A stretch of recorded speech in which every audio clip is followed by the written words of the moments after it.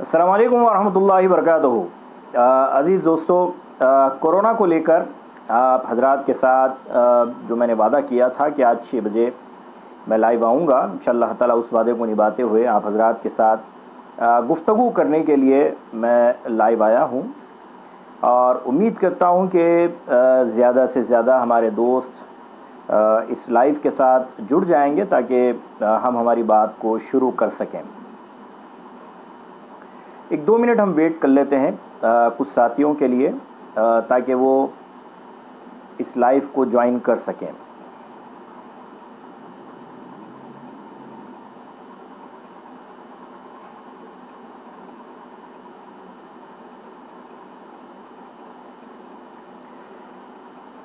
ज़ुबैर भुजानी, वालेकुम अस्सलाम वरहमतुल्लाहि वबरकातुहू। दोस्तों, हम ये लाइव स्टार्ट करते हैं और इंशाअल्लाह ताला जैसे जैसे दोस्त हमें ज्वाइन करते जाएंगे इंशाअल्लाह ताला बात आगे बढ़ती जाएगी।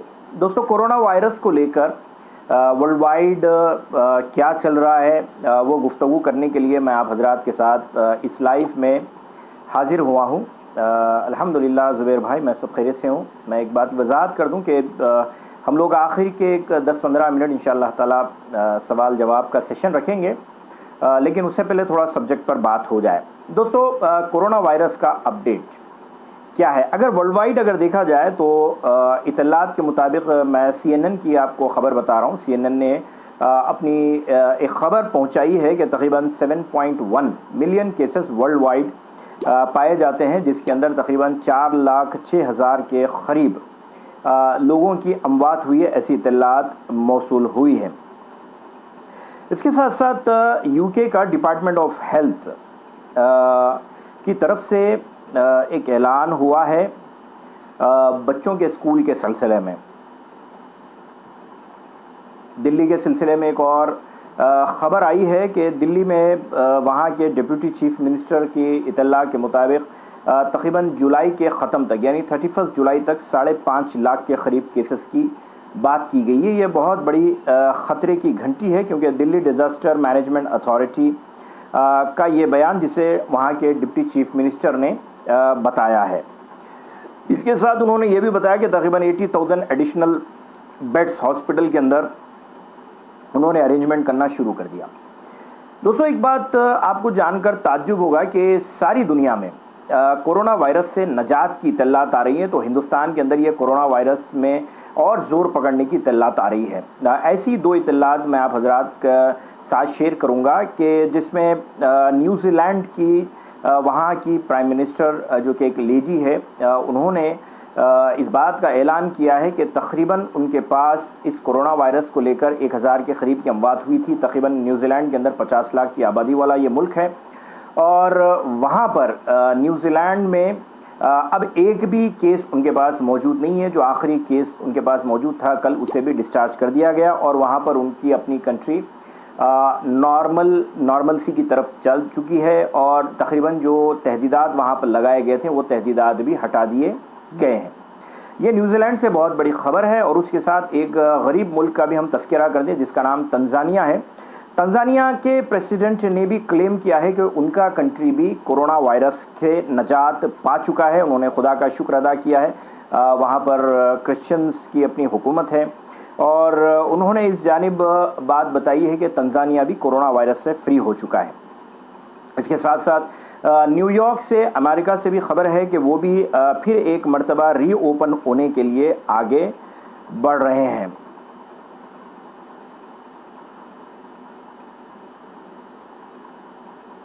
UK की एक खबर है जिसमें ये बताया गया है कि तकरीबन UK में 50,000 से ज़ायद की अमवात का जिक्र आता है। 50,413। इंग्लैंड और वेल्स के बारे में बताया जा रहा है कि 45,738 वहाँ पर अमवात हुई हैं मई 29 तक। स्कॉटलैंड के अंदर 3,911 अमवात हुई हैं और नॉर्दर्न आयरलैंड में 754 अमवात हुई हैं। तो ये थी दुनिया की मुख्तसर सी जो डाटा हमारे पास आया है, वो डाटा CNN के थ्रू मैं आप हज़रात के साथ उसे देखकर शेयर कर रहा था ताकि थोड़ा सा तमहीद भी बांधी जाए, थोड़ी सी ब्रीफिंग भी हो जाए। आइए अब चूंकि हम रहते हैं इंडिया में और हम हैदराबाद के बाशिंदे हैं, तो हैदराबाद और इंडिया में क्या होगा उस सिलसिले में हम लोग बात करेंगे। बहुत से साथी रेगुलर ये मैसेज कर रहे थे और ये सवाल कर रहे थे कि लॉकडाउन तो खुल चुका है, अनलॉक हो चुका है, 8 तारीख से मसाजिद भी ओपन हो चुकी हैं और उसके साथ साथ काफ़ी तहदीदात भी हट चुकी है, लेकिन दुनिया नॉर्मलसी की तरफ आती हुई नज़र आ रही है। दोस्तों, आप लोगों को याद होगा कि मैंने बहुत ही तफसीली तौर पर एक नहीं बल्कि कई लाइव्स में आकर मैंने कहा था कि दुनिया जो ब्लॉक हो रही है इस कोरोना वायरस के नाम पर, जो दुनिया रुक चुकी है, अब इसे नॉर्मलसी पर आने के लिए बहुत टाइम लगेगा। और आप हैदराबाद के अंदर बड़े पैमाने पर भी देख रहे हैं कि हैदराबाद के अंदर इस कोरोना वायरस के केसेस को लेकर रोज़ाना नई नई खबरें आ रही हैं। कोई फिल्म के सेलिब्रिटीज़ की बात आ रही है, तो कोई कॉलेज के प्रिंसिपल की बात आ रही है। मुख्तलिफ लोगों की मुख्तलिफ खबरें मंजर आम पर आ रही है। दोस्तों, एक बात की मैं यहाँ पर वजाहत कर दूँ, 3-4 चीज़ें, ये मेरा प्रेडिक्शन नहीं है बल्कि स्टडी है और स्टडी की बुनियाद पे मैं बोल रहा हूँ और हो सकता है कि मैं गलत हूँ। मैं कभी ये दावा नहीं करता हूँ कि मैं सही हूँ। मेरा अपना मानना ये है कि मैं भी इंसान हूँ, मैं बशर हूँ और मैं कोई फरिश्ता नहीं हूँ और ना मुझे कोई इल्हाम होता है, ना मुझे कोई इस तरह की गैब की बातें पता चलती है। जो भी बातें होती है वो स्टडी पे होती है और एक बात याद रखें कि जो भी स्टडी होती है वो सही भी हो सकती है, गलत भी हो सकती है।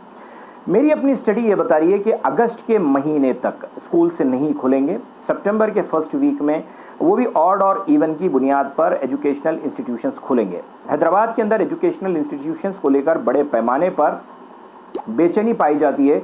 बहुत से इंस्टीट्यूशंस और स्कूल्स की तरफ से इस बात का मुतालबा किया जा रहा है कि ऑनलाइन क्लासेस शुरू किए जा रहे हैं, लिहाजा फ़ीस तो आपको साल के 12 महीने की देनी पड़ेगी। और बहुत से स्कूल्स की तरफ से टीचर्स को भी इस बात का जोर दिया जा रहा है। तो अगर आप सर्विस लेते हैं तो यू नीड टू पे। लेकिन जिस तरह एसएससी के बच्चों का मामला हुआ कि एक डिसीजन लिया गया और तमाम तर एसएससी को पास कर दिया गया, यही मामला दूसरों के साथ भी पेश आ सकता है, चाहे वो इंटरमीडिएट का रिज़ल्ट हो या फिर डिग्री का रिज़ल्ट हो। एक बात की और वजाहत कर दूं कि कल हमने तेलंगाना में इस तरह के रिज़ल्ट्स क्या देखे हैं। आज एक और रियासत की बात आई है, वहाँ पर भी 10th और 11th के बच्चों को पास कर दिया गया। एजुकेशन के सिलसिले में एक बात की वजाहत मैं यहाँ पर ज़रूर कर दूं कि एजुकेशन नॉर्मलसी पर नहीं आएगी, क्योंकि बच्चों को लेकर बहुत बड़े पैमाने पर रिस्क रहेगा। और जहाँ तक बात ऑनलाइन की जा रही है, वो बहुत ही कम इंस्टीट्यूशन है जो ऑनलाइन पर जाते हैं। ऐसे मामले में आपको और मुझको यहाँ पर जिस तरह हम लोगों ने लॉकडाउन के अंदर राशन को लेकर या फिर दवाई को लेकर बड़े पैमाने पर हमने काम किया और लोगों के घर घर तक राशन पहुँचाया, अल्हम्दुलिल्लाह, ये एक बहुत ही अच्छा नेक काम हमने किया। कई पॉलिटिकल पार्टीज़ ने किया, उसके साथ समाजी तंजीमों ने किया। इसके साथ साथ एजुकेशन के सिलसिले में भी हमें ये काम करने की ज़रूरत है। अब इस बात की वजाहत हो चुकी है कि बच्चों को प्रमोट कर दिया गया। पहले ही फर्स्ट क्लास से लेकर 9th तक के बच्चों को प्रमोट कर दिया गया था, कल 10th भी प्रमोट कर दिया गया।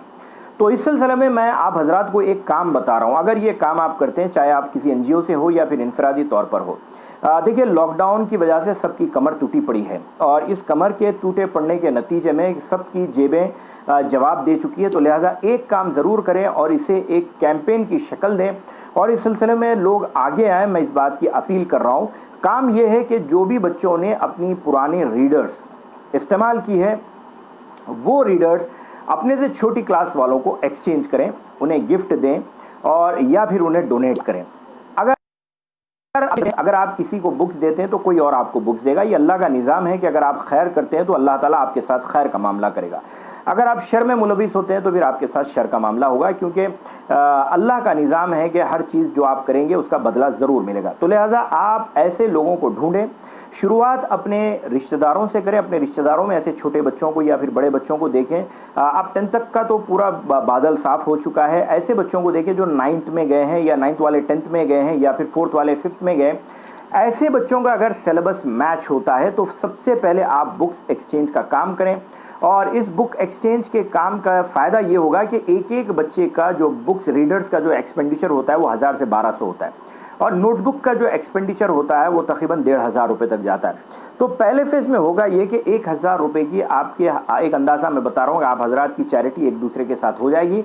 और बच्चों को ऑनलाइन के हवाले 100% आप करके अगर इस बात से मुतमईन हो जाते हैं ये बच्चे ऑनलाइन पढ़ लेंगे तो ये आपकी गलत फहमी है। तो माँ बाप को भी चाहिए कि बच्चे जितना लॉकडाउन में कैरम खेले हैं या जो कुछ भी किए हैं लेट इट बी, जो कुछ भी हुआ है। लेकिन अब इस मर्तबा आप लोग अपने बच्चों को आप खुद टीचर बनकर बैठ जाएं और बच्चों से आप उनकी तालीम शुरुआत करें, चाहे वो दुनियावी तालीम हो या दीनी तालीम। दीनी तालीम के लिए भी अल्हम्दुलिल्लाह हमें रमज़ान का महीना मिल चुका था। रमज़ान के महीने में अल्हम्दुलिल्लाह हर घर के अंदर तरावी का अहतमाम हुआ और रोज़े का अहतमाम हुआ। ये अल्लाह का शुक्र है। इसके साथ अभी घर के अंदर हम लोग जो है इस तरह की महफ़िलें शुरू करेंगे, बच्चों की दीनी तालीम का इंतज़ाम, और मसाजिद भी शुरू कर दी गई है। तो लिहाजा मसाजिद के अंदर भी इस बात का अहतमाम करेंगे, अगर सोशल डिस्टेंसिंग मेंटेन करके अगर बच्चों की दीनी तालीम शुरू हो सकती है तो दीनी तालीम से बच्चों को जोड़ें, बच्चों को खाली रहने ना दें, बच्चों का वक्त ज़ाया होने का मौका ना दें। ये रही बात तालीम से रिलेटेड। चूँकि अब तमाम तर चीज़ें साफ़ होकर आपके सामने आ चुकी है, तो इस बात की भी मैं वजाहत कर चुका हूँ कि सितंबर तक एजुकेशनल इंस्टीट्यूशंस नहीं खुलेंगे। अगर खुलेंगे भी तो ऑड और इवन पे खुलेंगे। इसके ज़रिए आपके बच्चों की जो एजुकेशन है वो इस साल मुतासिर होकर रहेगी।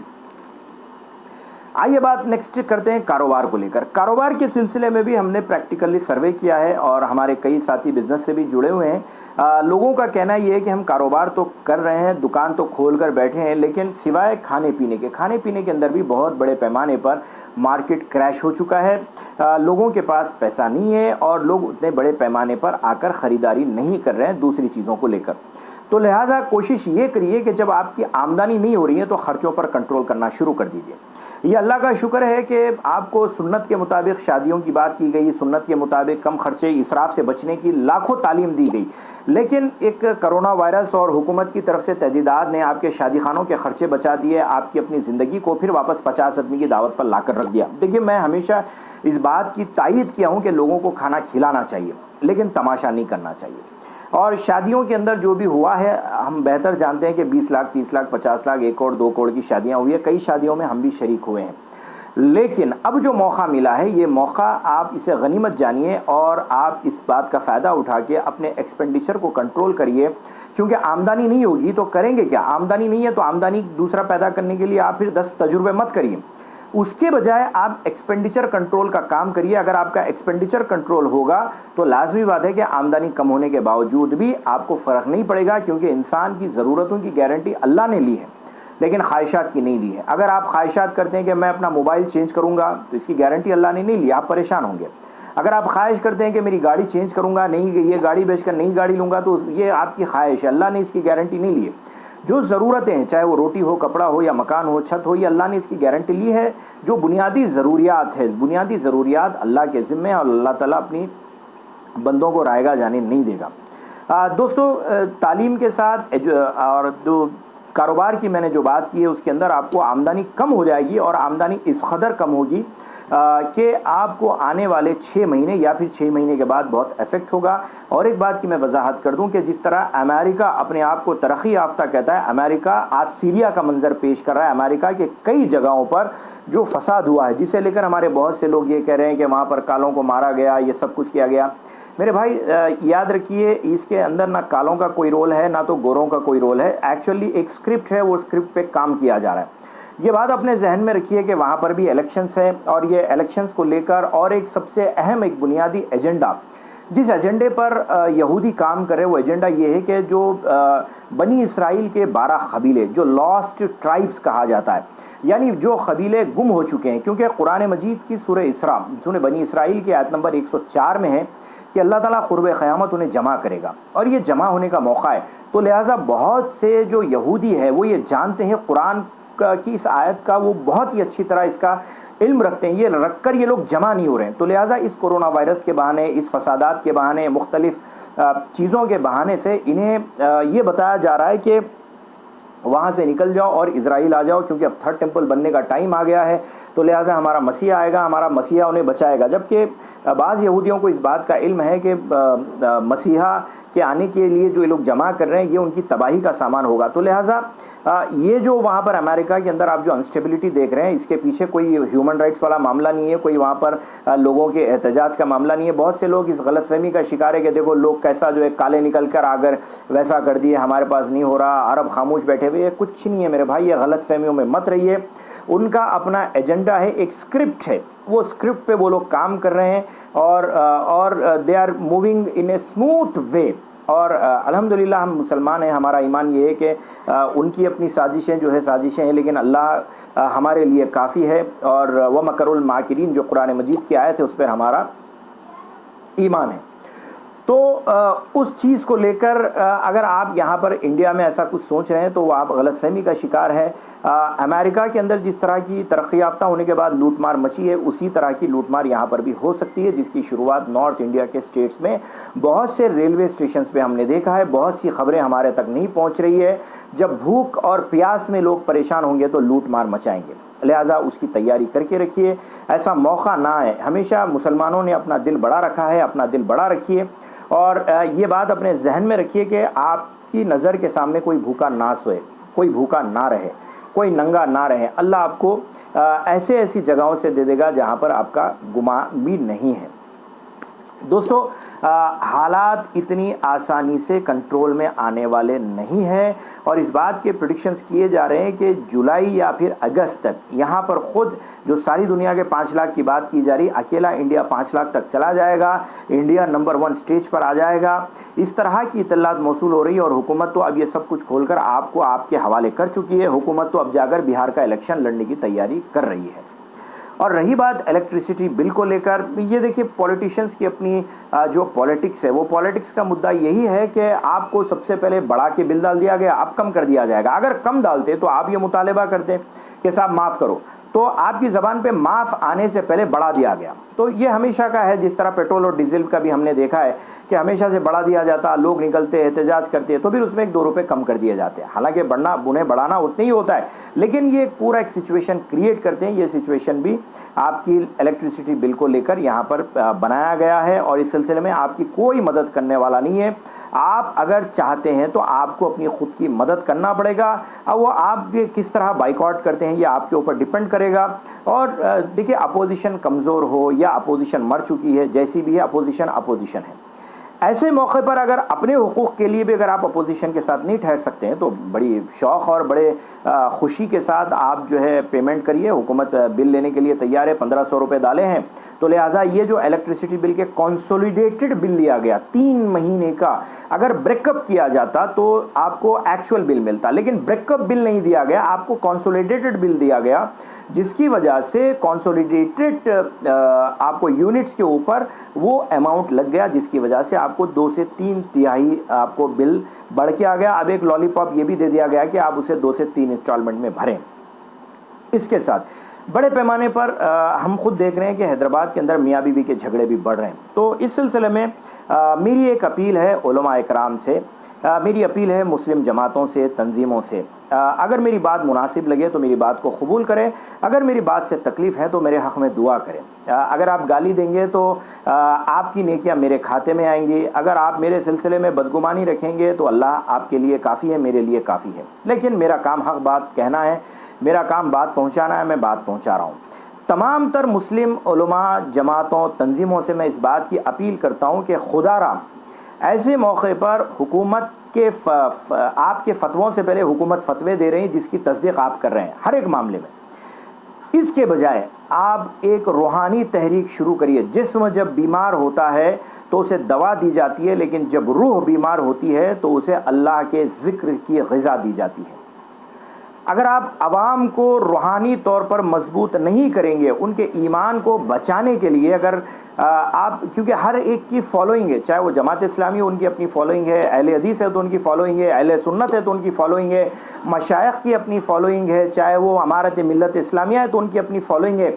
मैं सबसे इस बात की अपील करता हूँ कि अपने अपने फॉलोअर्स को रूहानी तौर पर अल्लाह से जोड़िए। जब तक आप रूहानी तौर पर मजबूत नहीं होंगे, मियाँ बीवी के झगड़े ख़त्म नहीं होंगे। मियाँ बीवी के झगड़े, अक्सर हमारे पास लोगों का एक आम मिजाज है कि दीन की तालीम नहीं है। मेरे भाई, असल में दीन की तालीम का हमारे पास मतलब ये हो गया कि हम लोग सुन सुन के सुंद हो गए। लिहाजा सुन सुन के सुंद होना नहीं है। मैं बड़ी पते की बात बोल रहा हूँ। कौम को सुना सुना के सुंद मत करो, कौम को अल्लाह से उसका रिश्ता जोड़ दो। और कौम का जब अल्लाह से रिश्ता जुड़ जाएगा तो शैतान उनसे दूर चला जाएगा। जब शैतान दूर चला जाएगा तो ना मियाँ बीवी के झगड़े होंगे, ना घर के अंदर बेबरकती होगी, ना हम लोग इतने मसाइल का शिकार होंगे। अल्लाह हमारी सेहत के लिए काफ़ी हो जाएगा, हर चीज़ के लिए अल्लाह हमारे लिए काफ़ी हो जाएगा मेरे भाई। लिहाजा मैं तमाम तर जिम्मेदारों से इस बात की अपील करता हूं कि आप लोग एक रूहानी तहरीक शुरू करें इस कोरोना वायरस को लेकर, और अल्लाह से रिश्ता कैसे जोड़ सकता है। चाहे आपका ताल्लुक किसी भी मकतबे फ़िक्र से हो, आप अपने मकतबे फ़िक्र से, मैं आपको कोई शिर्क की बात नहीं बोल रहा हूँ, मैं आपसे कोई ऐसी बिदत वाली बात नहीं कर रहा हूँ, मैं आपको अल्लाह से जोड़ने वाली बात कर रहा हूँ जो कि आपके लिए तौहीद और ईमान का हिस्सा है। अब आप कैसे जोड़ सकते हैं, जोड़िए। अगर आप तहज्जुद के ज़रिए जोड़ना चाहते हैं तो जोड़िए, अगर आप ज़िक्र के हलक़ों से जोड़ना चाहते हैं तो जोड़िए, अगर आप दुरूद शरीफ की महफिल से जोड़ना चाहते हैं तो जोड़िए, अगर आप मुराक़बे से जोड़ना चाहते हैं तो जोड़िए। 50 तरीक़े हैं दीन इस्लाम में अल्लाह से जुड़ने के। नमाज के ज़रिए भी अल्लाह से जोड़ा जा सकता है। आप जो तरीक़े से अपने फॉलोवर को अल्लाह से जोड़ सकते हैं, खुदारा ये एक काम करिए, आपकी अपनी आखिरत का भी ये नजात का ज़रिया बन जाएगा और मेरी अपनी आखिरत का नजात का ज़रिया भी बन जाएगा। दोस्तों देखिए, ये दरअसल इस कोरोना के बहाने पूरी इंसानियत को डिप्रेशन में ढकला गया है, और जानते बूझते या फिर जाने अनजाने हम लोग डिप्रेशन में चले गए हैं। डिप्रेशन कैसा? पैसे नहीं है क्या करूं, कारोबार बंद हो गया क्या करूं, लाइट का बिल आ गया क्या करूं, मेरी अपनी ज़िंदगी आगे क्या होगी क्या करूं, बच्चों के शादियां कैसे होंगे क्या करूं, मैं अब बाहर निकला तो पेट्रोल के पैसे नहीं है क्या करूं, मेरी नौकरी रहती नहीं रहती क्या करूं। यानी ये क्या करूं क्या करूं क्या करूं हर एक इंसान के जहन में आ गया, और यही सबसे बड़ा डिप्रेशन है। और अब इस डिप्रेशन से निकालो, मुसलमानों को इस बात का पैगाम दो कि मेरे भाई, पहले भी अल्लाह था, अब भी अल्लाह है, आगे भी अल्लाह है, जो भी करने वाला अल्लाह है, अल्लाह के अलावा कोई और ताकत नहीं है जो हमारी मदद कर सकती। ये है ईमान। ये ईमान पैदा करो। अल्लाह पर मुकम्मल ईमान होना चाहिए। अगर अल्लाह पर हमारा ये ईमान है कि अल्लाह तेरा बंदा था, गिड़ गिड़ा कर दुआ कराइए अपने फॉलोअर्स को, अपने लोगों को, मुसलमानों को गिड़ गिड़ा कर दुआ कराइए, ऐ अल्लाह तू ही मुझे पहले पालने वाला था, अब भी पालने वाला है, मेरी औलाद को भी तू ही पालने वाला है, तेरे अलावा कौन है मुझे खिलाने वाला। ये ईमान, ये इतना मजबूत ईमान अपनी कौम के अंदर आप पैदा कर दीजिए। उसके बाद देखिए कि अल्लाह कैसे हमारे लिए काफ़ी हो जाता है। मेरे भाई, हम लोग इतने बदगुमान हो चुके हैं कि हम लोग हर बात को लेकर हम लोग ये हो गए कि आगे क्या होगा। मेरी कोई हैसियत, कोई हकीकत, कोई बात नहीं है, मेरे अंदर कोई ताकत नहीं है सिवाय अल्लाह की, किसी की कोई ताकत नहीं है। अगर आप ये ईमान कौम के अंदर पैदा कर देंगे, एक एक मुसलमान के अंदर, अगर एक एक मुस्लिम बच्चे के अंदर अगर आप, या एक एक मुस्लिम घराने के अंदर अगर आप ये ईमान पैदा कर देंगे तो अल्लाह हमारे लिए काफ़ी है।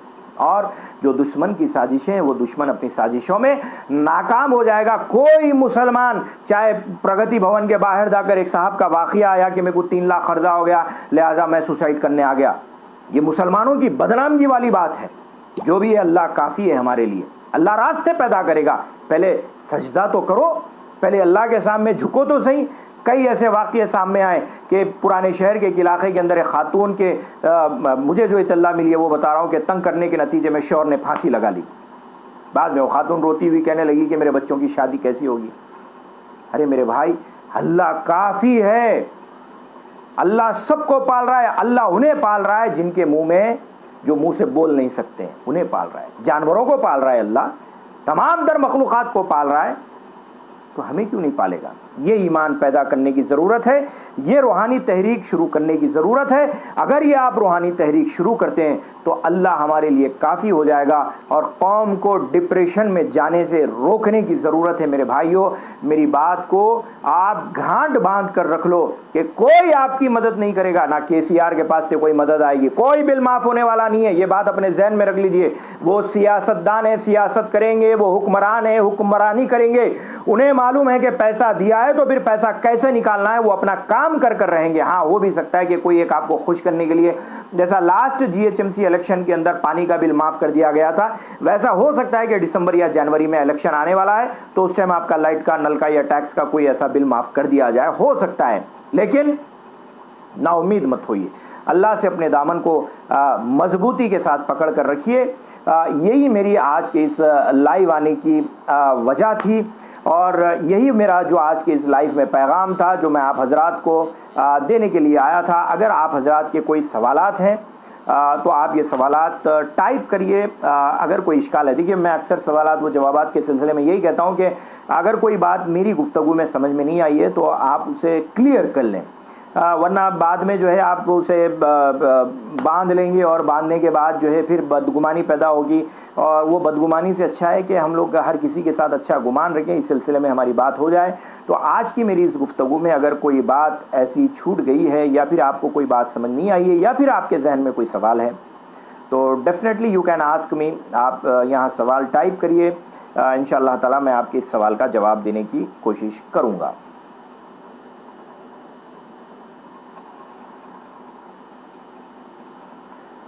ग़ालिबन किसी के पास कोई सवाल नज़र नहीं आ रहा है या कोई सवाल टाइप भी नहीं हो रहा है, तो लिहाजा मैं मुनासिब समझता हूँ कि आप हज़रात से विदाई ले लूँ और इस बात की आप हज़रात दुआ करें कि अल्लाह हमारे लिए काफ़ी है। लिहाजा अल्लाह से जोड़ने के लिए जो भी काम हम कर सकते हैं उस काम के लिए आगे बढ़ें। और याद रखिए, अगर आप किसी के लिए कोई काम करते हैं तो चाहे वो आपको बदला दे या ना दे, लेकिन अल्लाह उसका बदला ज़रूर देगा। लिहाजा काम उस नीयत से करिए कि अल्लाह मुझे बदला देने वाला है, बंदे से मुझे कोई तवक्को नहीं रखनी चाहिए और बंदे को देखकर काम नहीं करना चाहिए। बंदे को पैदा करने वाला अल्लाह रब्बुल इज़्ज़त को देखकर काम करना चाहिए और इस बात की हमेशा उम्मीद रखें कि अल्लाह हमारे लिए काफ़ी है। तो दोस्तों कोई सवाल तो है नहीं, तो लिहाजा अब इजाज़त दीजिए आपके भाई को। अस्सलामु अलैकुम व रहमतुल्लाहि व बरकातुहू।